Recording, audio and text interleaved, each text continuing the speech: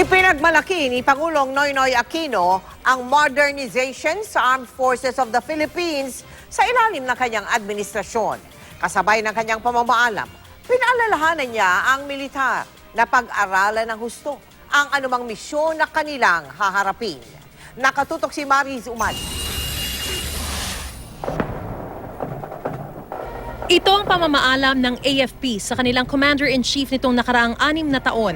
Sinalubong si Pangulong Aquino ni National Defense Secretary Voltaire Gazmin at Acting AFP Chief of Staff Lieutenant General Glorioso Miranda.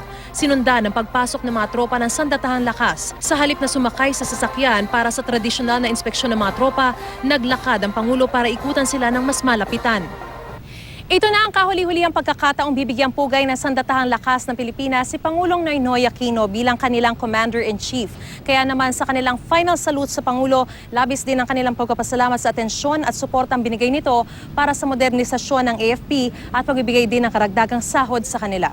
At dahil na rin sa pag-unawa ng ating Pangulo sa mga pangdaigdigang hamon at mga banta sa labas at loob ng ating bansa, at dahil sa kanyang malasakit sa ating kalagayan, napabuti ang ating kahandaan sa pagdating ng mga makabagong kagamitan.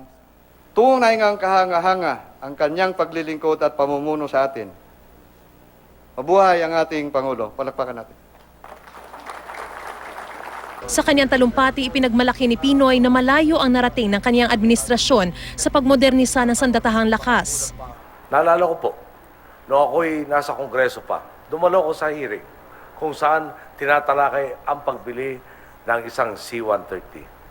Ang malungkot na katotohanan nun, ni segundo mano ay wala tayong pambili. Ngayon, kita naman po nyo, meron na tayong 4 at may isa pang paparating. Nitong nakaraang buwan, dumating na rin ang BRP Tarlac, ang pinakamalaki na nating barko.